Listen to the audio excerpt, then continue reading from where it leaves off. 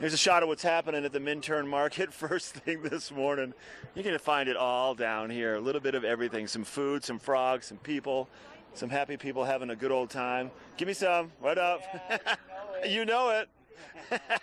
That's the Minturn market right there in a nutshell.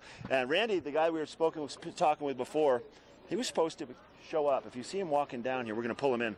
But Minturn market full swing. Minturn anglers across the street. We talked to those guys. And just the town of Minturn, very, very robust community. A little bit of everything here. Very unique feel. Everything from consignment clothing to some very neat restaurants. I can show you. I mean, they want me to take you on a little tour right now, so I think we're going to try to do that. Let me pull up my cord. Liam, you good on the camera? We're going to walk this way. Let's walk kind of fast. Maybe if we had a couple skateboards, we could just cruise through here. We got people taking photos. Collar clothes right here. Good morning. What do we have here? Jen G. Yeah. Hi, Jen G. We have a little bit of everything at the Minturn market to start. We're going to make our way back towards the back of the area where you're going to find plenty of produce. This market, one of the oldest markets in Colorado, never really was considered to be a farmer's market. They never really had a multitude of different produce vendors here. It's a little bit of everything else, though, from different artists showing their beautiful wares to amazing food. We're going to have some live music here in just a little bit. Let's continue. Come on with me, everybody. Let's make our way back towards the back part of the Minturn market. Now, as of next week, they are going to extend the market further towards the south. But for the first 2 weeks, they were kind of in this more localized area between Main Street and William Street. Come on, let's keep going. Food over here smells good at the Minturn market first thing this morning. People just having a blast, exploring all the different opportunities you're going to find right here in Minturn.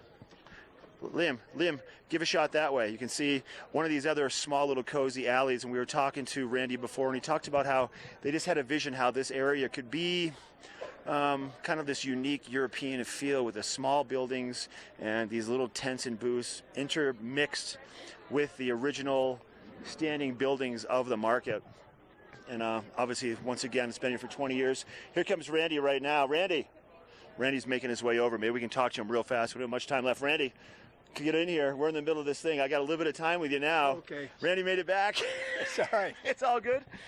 We just talked about what's going on here. You have some notes. What do you want to mention real quick? Who's here? I was just going to say we don't have too many food vendors at the moment. I mean, okay. we've got produce and we've got muffins and things like that. But there'll be more. We had about 30 more booths next Saturday. Okay, and that's going to extend further to the south, right? Yes, it does. Okay.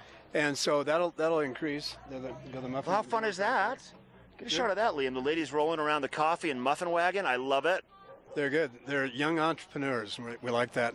So, but anyway, there are plenty of restaurants here to visit while you're here. The little Thai restaurant, Magusto's, there are a variety of restaurants here in town, both here in the downtown area and then down by Kirby Cosmos and I mean, just drive down Main Street and yeah. you know you're out of town because there's nothing left. Once you get out of town, you're out of town. But while you're in town, there's plenty to see. You're going to make the cruise back and forth a few times. For a little town, there are 8 restaurants in town, which is a fairly large number for a town of 1,000 people. So, but at any rate, so the market's it's got some interesting things. Burton's Maplewood maple syrup is really good. It's from Indiana, and it's the furthest south and the furthest west that they can still grow and produce good maple syrup. Oh, neat. It's in lower Indiana. It's very close to Louisville, so okay. It's unusual for it to be for that to occur. And there's a whole lot of variety of vendors. You know, the African objects over there are from Ghana, and they go to Ghana each year. She didn't go this year because she had an accident, but they go to Ghana, and she provides the women of these villages in Ghana with products, raw products, and they end up making woven baskets and so forth. They're really beautiful, and it provides an income for those families. It really helps those families.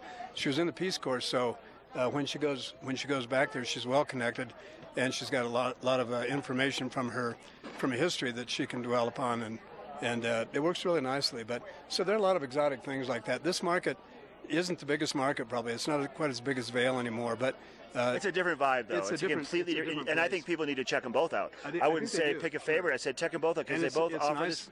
It's nice for them to be on different days. You know, people stop in Dillon. A lot of the vendors stop in Dillon on Friday, here on Saturday, Vail on Sunday, or Breckenridge on Sunday. So they can make a 3-day swing of it, and it becomes more economical for them to do that. You know, they can.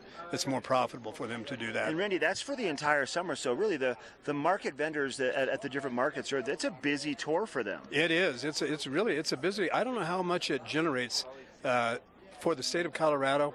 Wayne Williams' office would have that information at the Secretary of State, but. And it's something that I will try to dig up and find out. But for next week, we're going to find that out by next week, okay? Oh, are you really? Oh, you're going to have that info for me. We're going to hold you to it. I thought somebody else was providing it, but yeah, I will do that. I will get it. You know, that's actually it's interesting because I think that they throughout the whole state. I think there's been such a boon in those events that almost every town has it, and people look forward to them.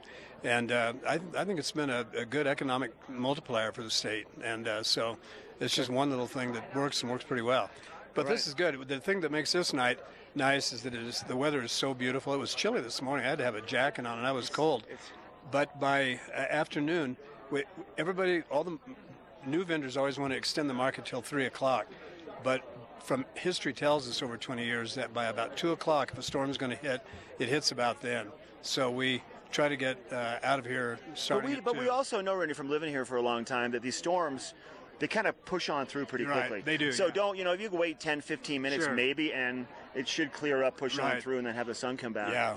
So, and it's but the weather is just so fabulous here in these mountains, for this kind of event. It's really incredible. Well, thank you for your time. Well, Randy. thank you. I appreciate it. And I love your information. You're a wealth of knowledge, and I want to talk to you again hopefully next weekend, next Saturday if you're around. I will be. Bring some more interesting Minturn facts to the table. I will. Okay. And we'll share it with everybody and just entice everybody to come down, and not just come down here to the market, but just down to Minturn in general. So thank you. Thanks very much. Appreciate it. I love it, Randy. Ready to go. Live from the Minturn Market. This is Good Morning Vail. We'll see you tomorrow for our show live once again from 7 to 9. Have a great day.